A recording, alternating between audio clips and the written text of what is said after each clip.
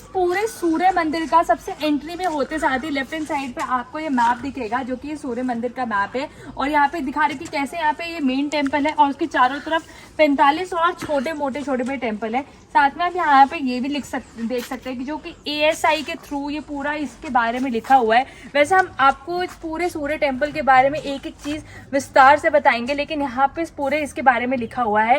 Plus अगर आप यहाँ पे सन टेम्पल पे आ रहे हैं तो फिर ये सिर्फ और सिर्फ सूर्य उदय से लेके सूर्य अस्त तक रहता है। सूर्य अस्त पे यहाँ पर एक पूजा होती है, सूर्य उदय पे यहाँ पे पूजा होती रहती है। यहाँ पे एक जलाभिषेक होता है और फिर यहाँ पे पूजा अर्चना स्टार्ट की जाती है। तो चलिए अब हम चलते हैं मेन टेम्पल के अंदर और आपको बताते हैं इस मंदिर का महत्व। हाँ देखिए, हर राजा आया, ये जो मुख्य मंदिर है वो बनाया, वो एक टाइम में बना। बाकी जो सब छोटे छोटे मंदिर है, ये हर किसी ने अपनी एक मनोकामना मांगी। अच्छा, और वो मनोकामना पूरी की तो उन्होंने एक मंदिर बनाया। क्योंकि इसका एग्जैक्ट नंबर कहीं पे नहीं है, कहीं पे 45 बोलते हैं, कहीं पे 48 हाँ जी, देखिए अब जैसे हर मंदिर के अंदर एक मूर्ति ने जब सारी मूर्तियां उठा के अंदर रख दी गई, तो अगर किसी में पर्टिकुलर नंबरिंग हो जाती है कि कौन से मूर्ति कहाँ से उठाई गई, कौन सी मूर्ति कहाँ से उठाई गई है, तो हमको पता चल जाता है कि एक्चुअल में ये मंदिर किस देवता को समर्पित किया गया था, जिसने भी बनाया, किस राजा ने बनाया था, है ना। तो ऐसी आइए आपको एक दिखाता हूँ, एक मंदिर का समूह है। ये देखिए, ये 5 मंदिरों का एक पूरा समूह है, ठीक है ना।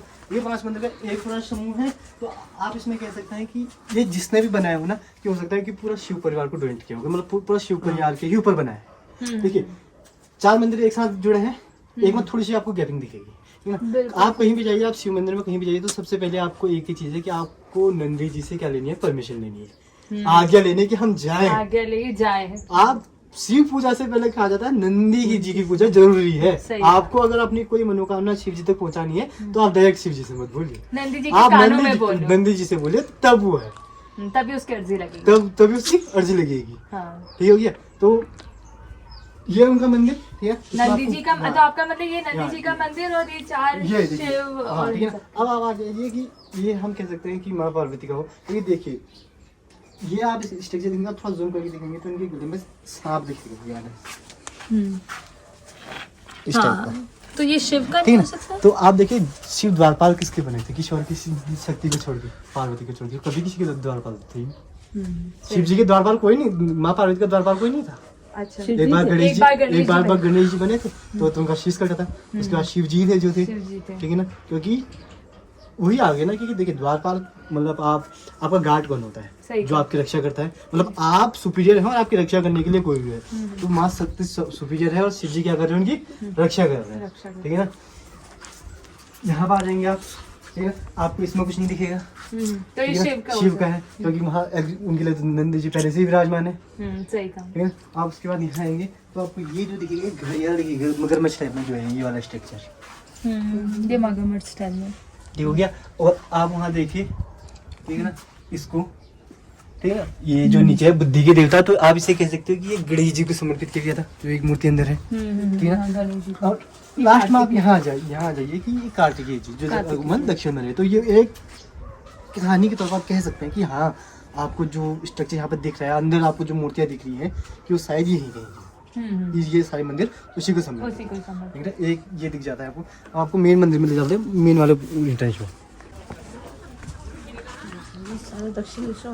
ये देखिए, मैंने अभी थोड़ी देर पहले आपको बताया था कि सारे मंदिर नागर शैली में बने हैं, 1-2 मंदिर जो है द्रोण शैली में बने हैं। ओह, ये 2 मंदिर ऐसे साउथ में देखे जाते हैं। तो वही साउथ को नॉर्थ में कौन लाया था, आदित्य शंकराचार्य जी, और नॉर्थ साउथ में वही ले गए। तो जब 9वीं शताब्दी में आए थे, तो 9वीं शताब्दी में वो यहाँ पर मंदिर के जब मेन मंदिर बन गया होगा, तभी तो वो यहाँ पर बना के गए थे। बिल्कुल सही कहा। तो मतलब वो 9वीं शताब्दी पहले ही मंदिर का दौरा करके चले गए, यहाँ से चले गए थे जब वो केदारनाथ की ओर गए। तो इसमें हम कह सकते हैं, एक में विष्णु भगवान की प्रतिमा, एक में माँ महिषासुरमर्दिनी की प्रतिमा है। ओके, और वही 2 महिषासुर और विष्णु भगवान जी की मूर्ति वो अंदर लगी है, जो कि थोड़े साउथ के मूर्तियों के स्ट्रक्चर में, जैसे कि लेटे हुए विष्णु भगवान जी की मूर्ति और महिषासुर की जो मूर्ति है वो बिल्कुल ऐसे चौड़ी। हाँ, वो तो डॉक्टर हेमराज शर्मा, जो आर्कोलॉजिस्ट हेमराज शर्मा के उसमें है भी कि उनको एक मूर्ति मिली थी वहाँ गरुड़ में, जो इसी टाइप, जो उस मूर्ति का जो अपने उसमें देते हैं, वर्णन देते हैं, लिखा है उन्होंने, पूरा स्ट्रक्चर उनका एक एक शब्द उस मूर्ति के संग मेल खाता है।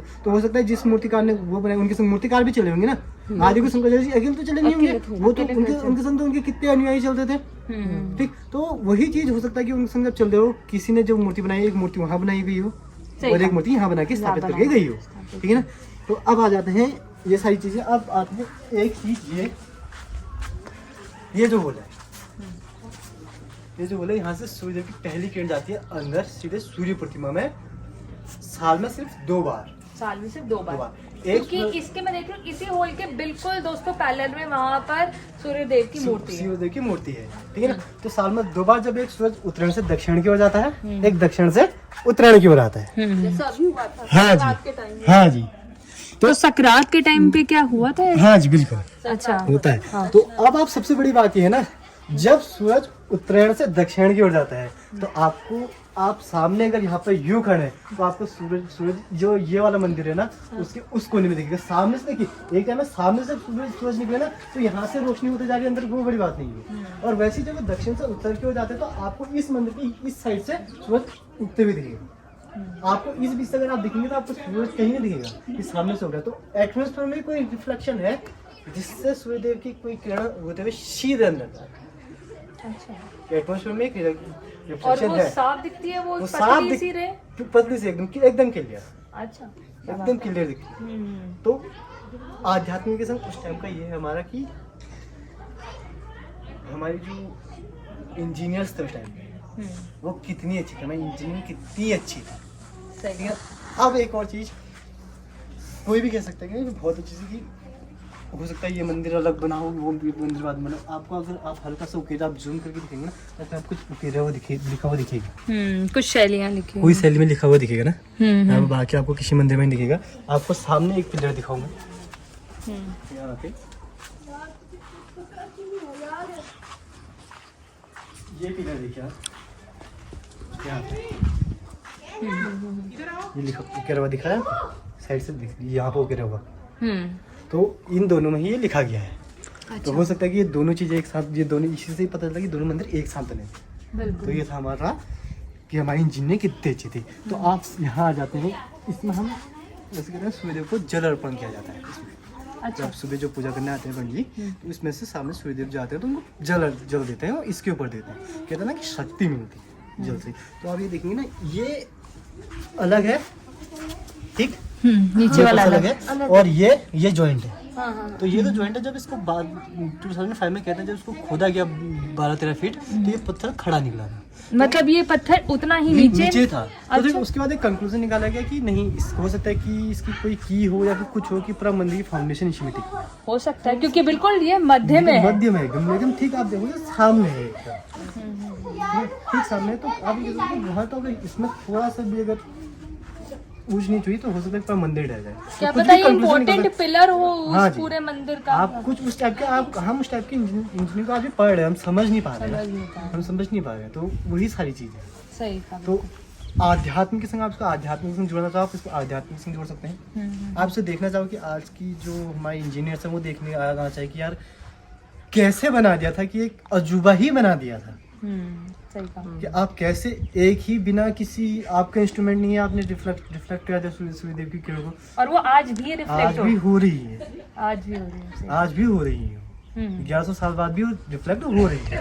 तो यही यहाँ का है ओके, कि पूरा मंदिर आप उसको कहाँ से जोड़ना, आप उसको आध्यात्म से जोड़ना चाहते हैं, आप यहाँ ध्यान के लिए आ सकते हैं, आप यहाँ देखने के लिए आ सकते हैं कि आर्ट क्या था, यहाँ का कल्चर क्या था। सही कहा। तो वो सारी चीज़ें आपको यहाँ दिखेंगी।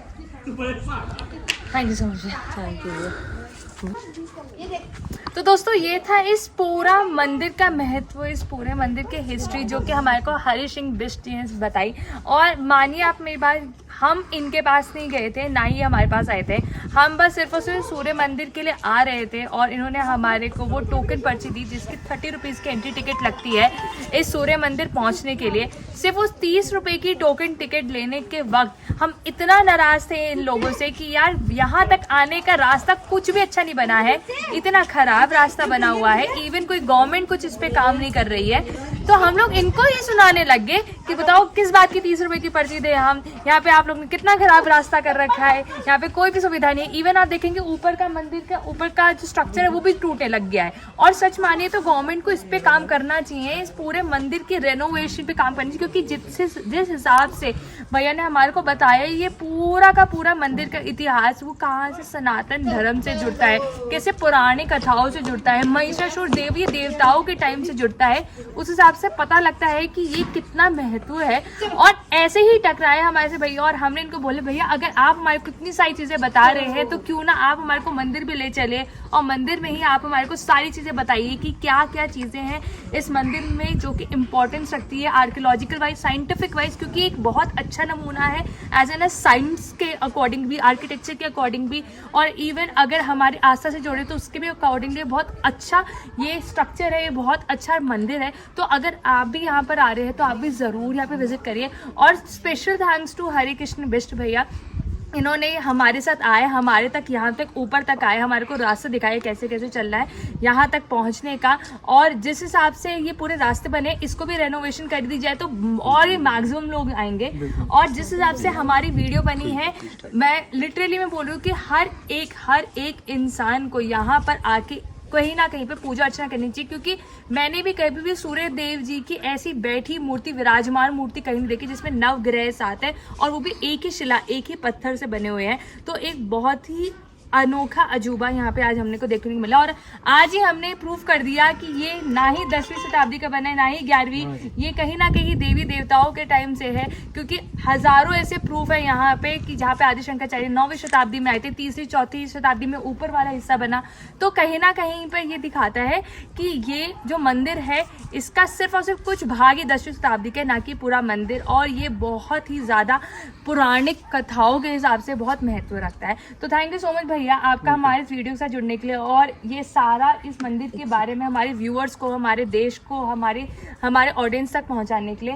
एंड आई होप कि अगर हमारे चैनल के थ्रू कोई और भी बंदा यहाँ पर आ रहा है, कोई भी इंसान यहाँ पर जुड़ रहा है, तो फिर वो इस मंदिर में जरूर आए और यहाँ पे सूर्य भगवान जी के दर्शन करके जाए।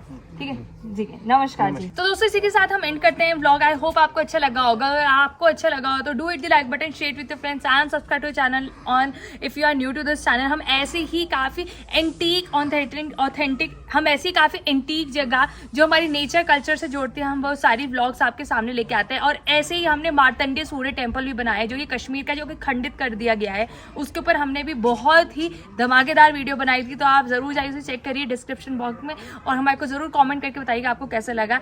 और जल्द ही आपसे मिलते हैं नेक्स्ट व्लॉग में और आपको दिखाएंगे एक और उत्तराखंड की खूबसूरत जगह। तब तक के लिए बने रहिए। बाय बाय, बी सेफ, नमस्कार। हाँ भैया, आपको बहुत ही थैंक्स विष्णु भैया जी कि अब मैं पूरा डिटेल, और मुझे वाकई में यदि हम लोग अकेले आए होते ना तो हम लोग वाकई इन पत्थरों को देख के हम लोग चले गए होते, हमें कुछ भी दिमाग नहीं लगाते इन सब चीज़ों को देख के। लेकिन हाँ, आपने जितना डिटेल्स बताया ना तो हमें लग रहा है कि यार हमें तो और गहराई से देखना था इन पत्थरों को, है ना। और ये पत्थर क्या है, एक तरह का आस्था का स्थान है। और मैं तो कहती हूँ कि हिंदू सनातन में जितने भी लोग हैं, हिंदू लोग, कम से कम अपने जीवन में एक बार जरूर इस सूर्य मंदिर पे आइए और यहाँ पे दर्शन करिए। और देखो, सूर्य देव हम सभी के परम पिता हैं। तो मेरी तो आप लोगों से निवेदन है कि आप लोग इस मंदिर को जरूर, मतलब जैसे भी जिस भी हालत में हैं आप उससे जरूर देखिए। और गवर्नमेंट से भी हम लोग को थोड़ा सा कहना होगा कि देखो, आप जहाँ तक हो सकता है कि जितना भी ये स्ट्रक्चर रह गया है एटलीस्ट उसको संरक्षित करिए, ठीक है। और यहाँ पे जो सुविधा है वो प्रमोट करिए। देखो, आने जाने में तो हमें रास्ता देखे तो हमें लग ही नहीं रहा था कि हम यहाँ पहुँच पाएंगे। तो कम से कम एटलीस्ट यहाँ पे रास्ता बना दीजिए कि कम से कम जो भक्तजन है ये आसानी से आ सके, ठीक है। तो चलिए इस ब्लॉग को यहीं एंड करते हैं और हमारे इस वीडियो को भी अधिक से अधिक लाइक करें, शेयर करें। भैया चलिए, आपको आपके यहाँ पे छोड़ देते हैं। मैं देखा हूँ फोन करता हूँ कि है नहीं है, क्योंकि 5 बजे है। ये कब तक खुला रहता है मंदिर? ये बस सूर्योदय से सूर्य आता है। तो आप पीछे तक नहीं चलना? मैं पूछ लेता हूँ भैया से ना। चलना तो ले चलते हैं। गाड़ी से कुछ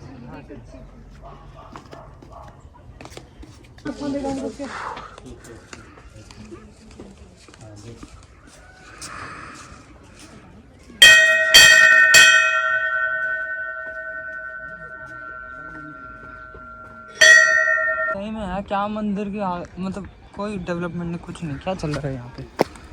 व्हाट इज दिस?